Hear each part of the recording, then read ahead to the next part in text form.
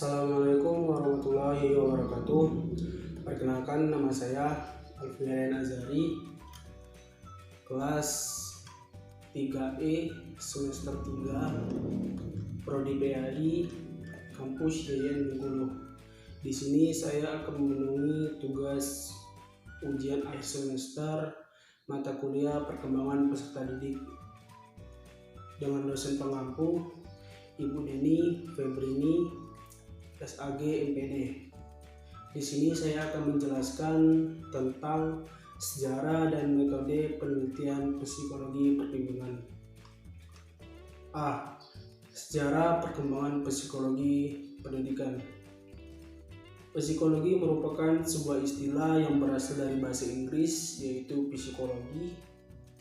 Istilah ini muncul berasal dari kata Yunani, yaitu psik, yang artinya jiwa atau daya hidup, dan logos yang berarti ilmu. Jadi secara harafiah, psikologi yaitu ilmu yang mempelajari tentang kejiwaan atau ilmu jiwa. Nah, di sini ada pengertian menurut beberapa pakar ahli psikologi. Yang pertama yaitu psikologi adalah ilmu tentang kesadaran manusia. Yang kedua, psikologi adalah ilmu yang mempelajari perilaku dan proses mental. Sejarah psikologi ini berawal pada tahun 1897. Seorang fisiolog, Dr. William Wundt, untuk pertama kalinya mengajukan gagasan memisahkan ilmu psikologi dari ilmu-ilmu induknya, yaitu ilmu filsafat dan ilmu fal. Keinginan kuat Wundt untuk menjadikan psikologi sebagai disiplin ilmu yang berdiri sendiri didasarkan atas keyakinan bahwa gejala-gejala psikis tidak dapat hanya diterangkan dari sudut proses-proses fisik. Menurutnya, bagi psikologi, fisiologi hanyalah merupakan ilmu pengetahuan penolong saja. Nah, untuk itu Wundt mendirikan sebuah laboratorium di kota Leipzig, yang dimana eksperimen dalam psikologi itu objeknya berupa tingkah laku yang bias dipelajari secara objektif. Jadi di sini objeknya yaitu tingkah laku manusia. Sejak zaman Wundt itulah psikologi mulai dipandang sebagai ilmu yang berdiri sendiri. Objek materialnya adalah gejala-gejala tingkah laku manusia, baik yang tampak maupun yang tidak nampak, yang dapat diamati dan diukur secara langsung. Oleh karena itu, dewasa ini psikologi didefinisikan sebagai the scientific study of before and mental process. Tingkah laku adalah segala sesuatu yang dilakukan oleh suatu organisme yang dapat diamati dan direkam, seperti berteriak, tersenyum, berkedip, berbicara, atau bertanya. Sedangkan proses mental merupakan pengalaman internal yang kita simpulkan dari tingkah laku atau aktivitas organisme yang bersifat psikolog, seperti sensi, persepsi, mimpi, pikiran fantasi, atau kepercayaan dan perasaan.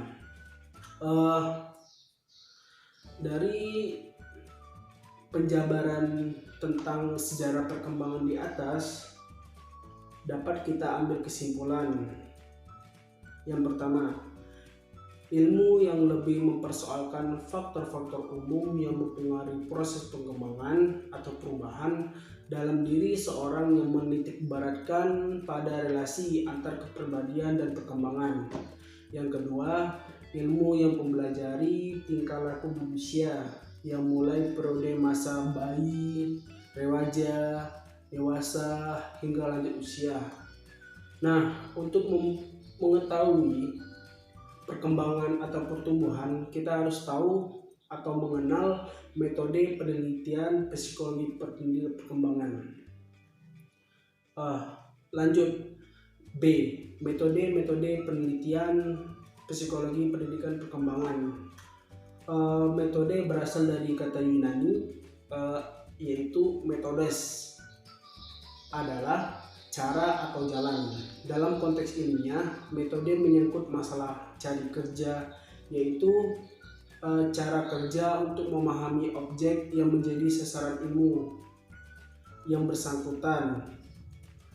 Berkait dengan metode ini, cabang-cabang ilmu mengembangkan metodologinya, yaitu pengetahuan tentang bagaimana cara kerja yang disesuaikan dengan objek studi ilmu-ilmu yang bersangkutan.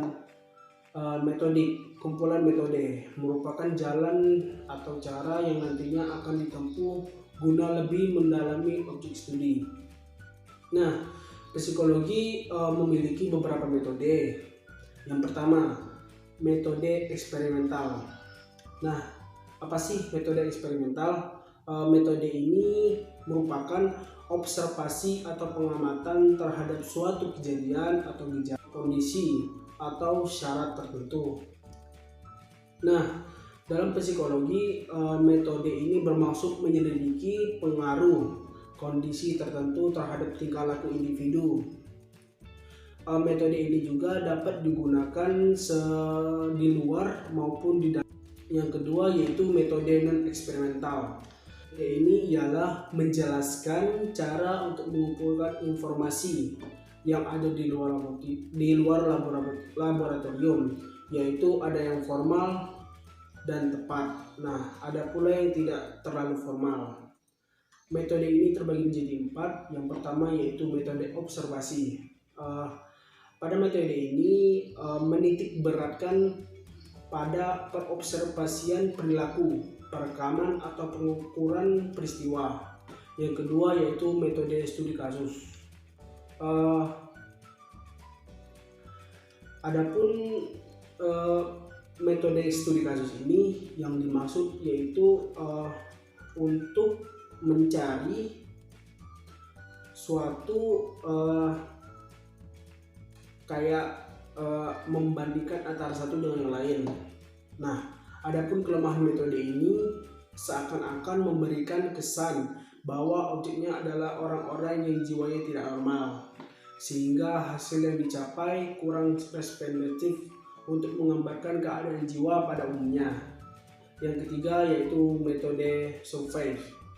Metode ini adalah suatu metode yang bertujuan untuk mengumpulkan sejumlah besar variabel. Mengenai sejumlah besar variabel ini melalui alat pengukur. Nah, jadi untuk mengetahui suatu metode survei itu menggunakan alat pengukur wawancara namanya. Nah, yang metode keempat dari non eksperimental yaitu metode korelasional.